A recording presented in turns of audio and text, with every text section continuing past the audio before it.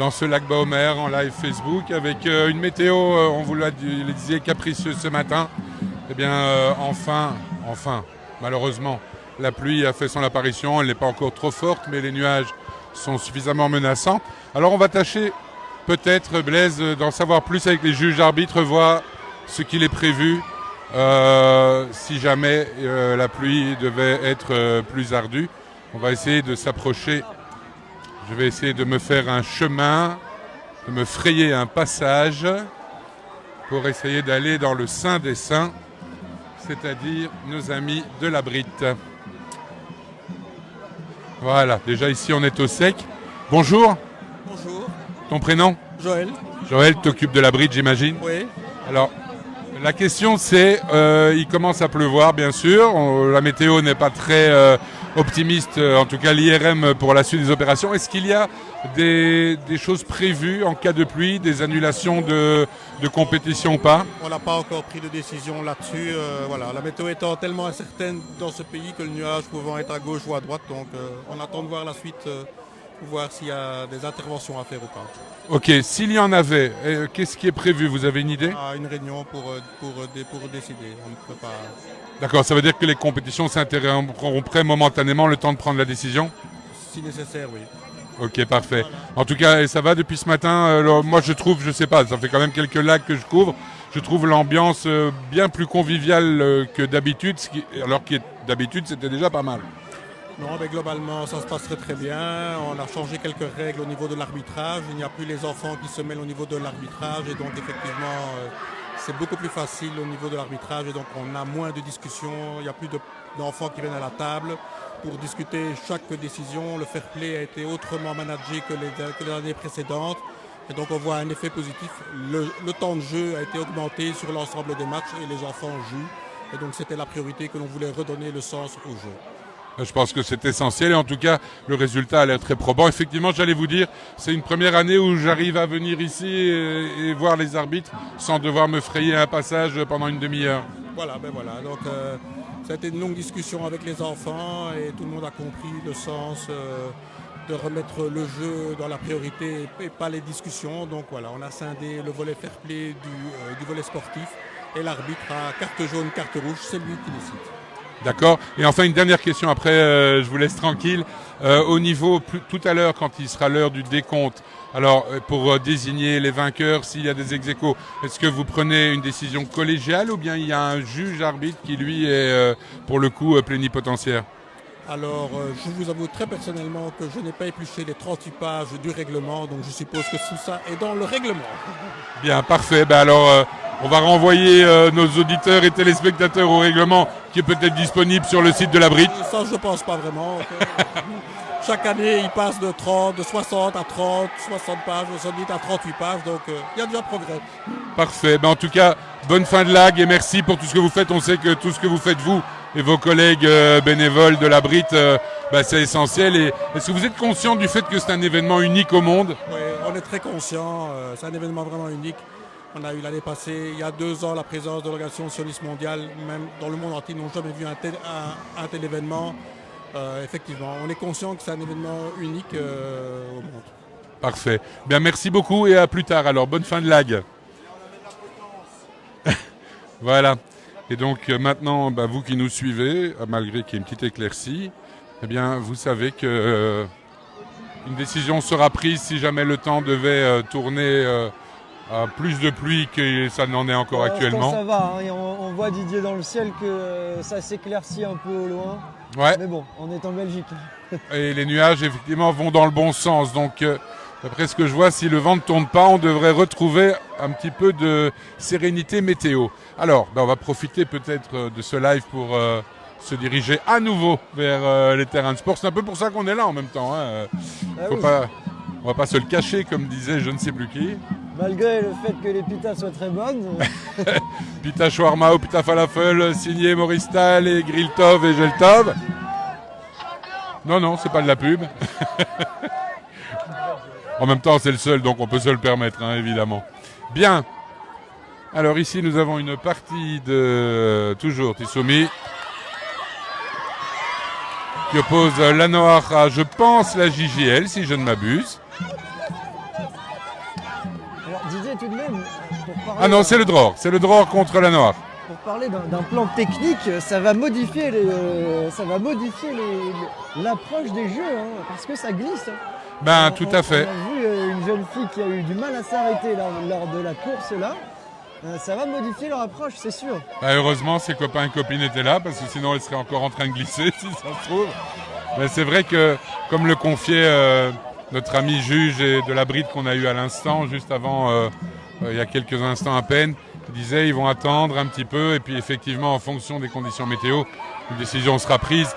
Et je leur fais confiance. La bride, ce sont des adultes responsables, donc je pense que l'option zéro risque sera d'actualité et que quoi qu'il arrive, la sécurité des enfants et l'intégrité physique des enfants sera préservée au maximum, évidemment.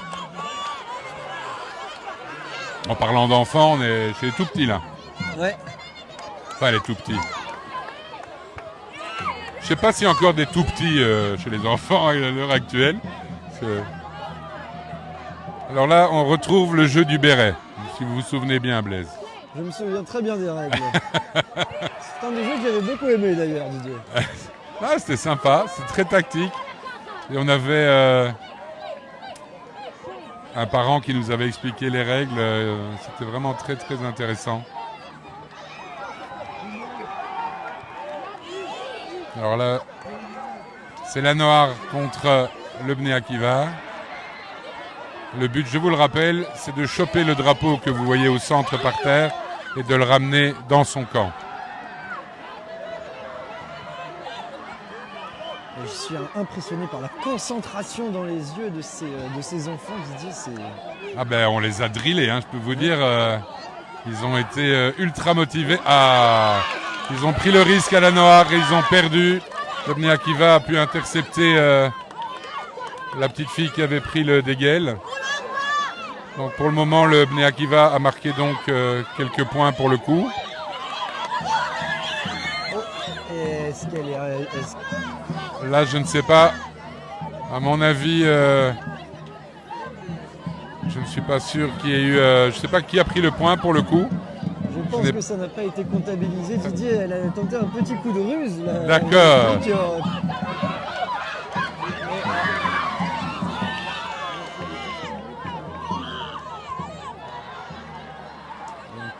Et donc voilà, ce qui devait arriver arriva. Donc il est tombé et il est en pleurs, mais c'est un peu normal en même temps. Il y a d'une part probablement le fait qu'il a dû se faire un peu mal, mais aussi l'orgueil qui en a pris un coup parce qu'il s'est fait rattraper par une petite jeune fille de la Noire Hatzioni.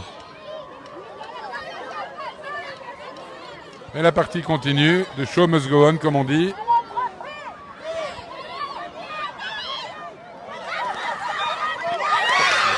Et le Bnei Akiva a ramené le déguel. Vous voyez, en fait, ce qui s'est passé, c'est qu'elle n'a pas été assez réactive quand on a appelé les lettres. Et donc, ça a permis à son concurrent de Bnei Akiva de choper le déguel et de rentrer.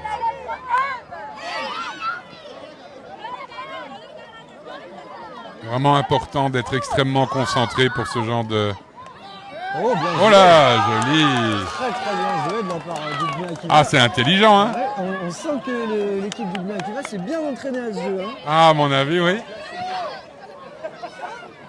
Ah non, mais c'était finement joué, hein, pour le coup.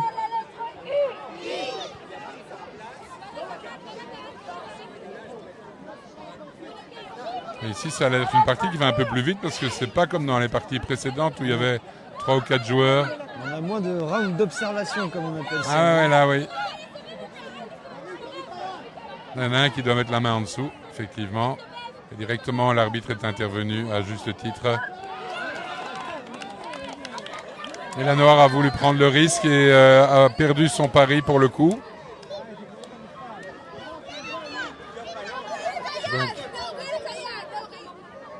Donc la partie continue. On va voir probablement... il va y aller. Et voilà. Vous voyez, quand je vous disais de réactivité... On est sur une partie très plaisante à regarder. Ah ouais, c'est... Et voilà. Donc le Bnei Akiva qui l'histoire de Bnei Akiva.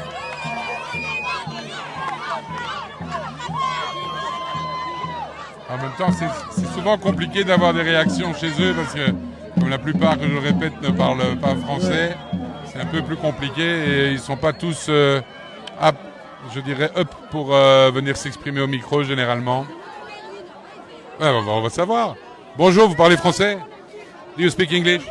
Un petit peu. What's your first name? English? My first name, Leah. Hello. Leah, you are from Bnei Akiva? Yes, and we just won, so pride to Bnei Akiva, guys. Let's go. Yes. We think we can't do it, but we can. We Yes. can. I saw that it was very clever play. Yeah, our kids are they're with little, but they're the best. They're really the best. You are the madricha or mother? No, whoa. I'm the madricha. Okay. It was your kfutza? Yes. Let's go. Who old are they? What? Who old are they? Your How old chaverim? are they? 6, 7, and 8. Wow. So, kol hakavod. Toda. You have to say kol hakavod to them. Okay. My angels. Enjoy your Lag Baomer. Bye bye. Donc en substance, si je traduis, elle disait que qu'ils étaient très contents, qu'ils venaient de gagner, qu'ils étaient très heureux, que ces Chaverim avaient entre 6 et 8 ans et que elle était très fière d'eux et voilà. Et que le lag c'est une grande fête apparemment, ça elle ne l'a pas dit. C'est moi qui le rajoute et qu'elle était très contente d'être là. C'est ça l'avantage de pouvoir traduire en direct, Didier. On peut un peu le mixer à sa sauce. Mais oui, mais en même temps, il faut rester cohérent. Donc, sinon, les gens vont penser qu'on se moque d'eux.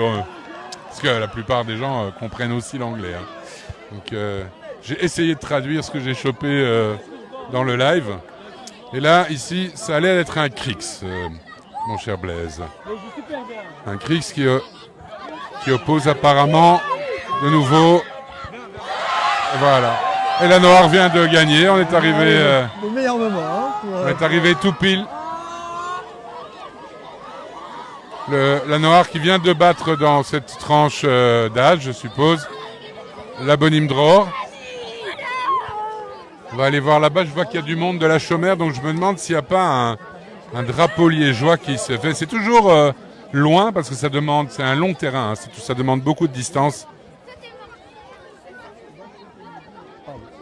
Parce qu'en général, les participants du drapeau liégeois, ça va, à mon avis, ça va chauffer solide. C'est entre le Dror et la Chaumière, si j'ai bien compris.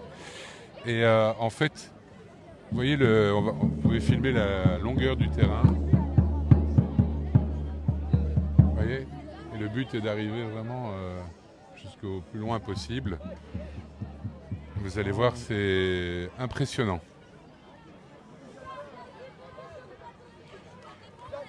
Alors ça va bien. Le match n'a pas commencé, je ne suis pas repris. Si ça n'a pas commencé, il faut aller voir les arbitres, on va demander quand ça va commencer, on va voir.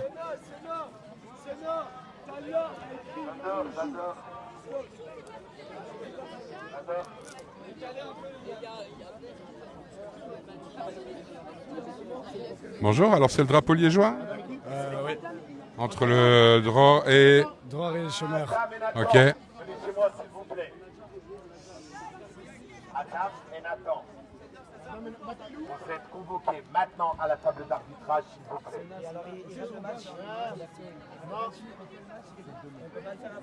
C'est 2 minutes.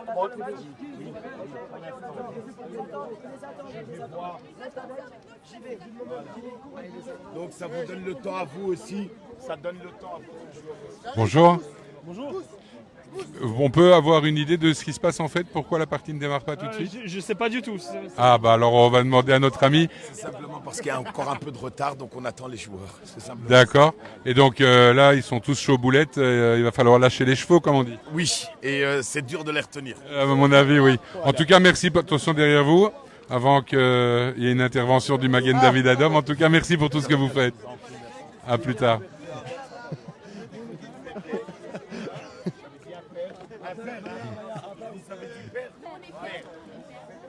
C'est pas tous les jours qu'on a un visage connu, encore que ces temps-ci, on voit que lui chez nous. Salut Steve Gris. Je vous ai bien écouté. Hein. Tant pis pour toi. Ça se passe bien? Ben, pour nous, ça se passe super bien. Et pour toi, d'abord, maintenant, tu es ici pour supporter tes enfants, bien évidemment. Je vais bien les voir, je vais voir où ils jouent. Mais j'ai vu que vous avez interrogé mon fils ce matin. Ben, nous, on l'ignorait.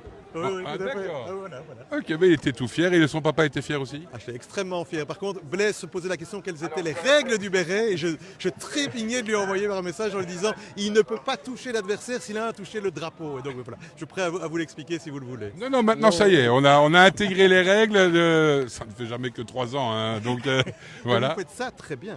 Merci Honnêtement, beaucoup. Moi, j'ai écouté quasi toute la matinée. J'étais comme quand j'écoute un match de foot. Donc, c'est-à-dire que vraiment, je vivais la passion, même des mouvements qui sont pas ceux de mes enfants, tellement c'était agréable, bien filmé et bien expliqué. Alors, bien filmé, merci Blaise. Bien commenté, merci Blaise. Enfin bref, merci Blaise. Bien Non, aussi, Alexia Didier, aussi, je trouve. Ouais, tout à fait. Bah, on essaye C'est un d'être. travail d'équipe. On est en famille, hein, comme on dit. Et puis, ravi. Et puis, bonne chance pour ton fils. Quel mouvement pour mémoire? La Chomère. Hein. Tous les deux? Les deux, troisième génération à Chomère continue. Quoi, donc voilà. D'accord, parce que je sais qu'il y a d'autres années, aujourd'hui on n'a pas encore eu l'occasion d'interviewer beaucoup de parents, mais alors il y avait des parents où c'était un vrai crève-cœur, parce qu'ils avaient un gosse à la Noire et l'autre à la Chomère ou d'un autre mouvement. Et je disais, ce soir il y aura un déçu et un heureux, et donc c'était toujours comme Moi, ça. c'est pas possible. Et on doit terminer heureux. On n'est déjà pas tellement heureux au niveau footballistique, donc on se doit d'être heureux ailleurs. Quoi. Je rappelle, vous êtes du Standard, hein, c'est ça? Exactement. Donc on comprend votre peine, hein, Steve. Bonne chance pour ce soir aussi. Hein. Oui, c'est un autre débat, on verra bien. On verra bien. Ce soir c'est effectivement Bruges-Union, mais c'est pour le moment a lieu Anderlecht Malines. Hein. J'ai vu que c'était un, mais je n'ai pas Oui, tout à fait. Enfin bref, on n'est pas là pour parler de ça. Les gens faut sur le bien Facebook meubler, Live, ils vont se dire mais qu'est-ce qu'ils ont à parler de foot? Un drapeau liégeois, c'est un peu long, hein, donc c'est pas facile, je comprends. Ok, nous on est en attente, c'est pour ça qu'on se permet d'être un peu plus longtemps avec vous, avec ce drapeau liégeois qui va opposer la Chomère Al-Saïr à la Bonne Imdror. Et donc vous, on vous retrouve très vite On joue la prolongation, Steve. Avec plaisir et bon après-midi, on se voit tout à l'heure. Hein. Avec grand bonheur. Et continuez à bien le faire, parce que c'est super. Merci, on s'en Steve. occupe. À bientôt.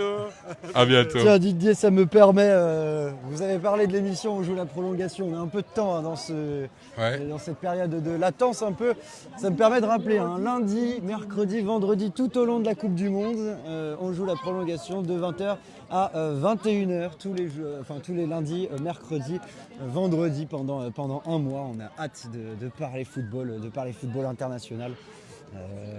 On a hâte. Premier match de la Belgique, 15 juin, contre l'Égypte. Oh là là, il faut tout vous dire. Hein. Il faut tout vous dire. Et le 21 contre? Contre l'Iran, si l'Iran va à la Coupe du Monde. Non, c'est confirmé. Ils n'ont pas encore leur visa, mais ils peuvent jouer. Donc voilà. Et en même temps, c'est bon à savoir. Vous savez combien de jours il reste avant la Coupe du Monde? Écoutez, on est le 17, ça commence le 11, 13 plus 24.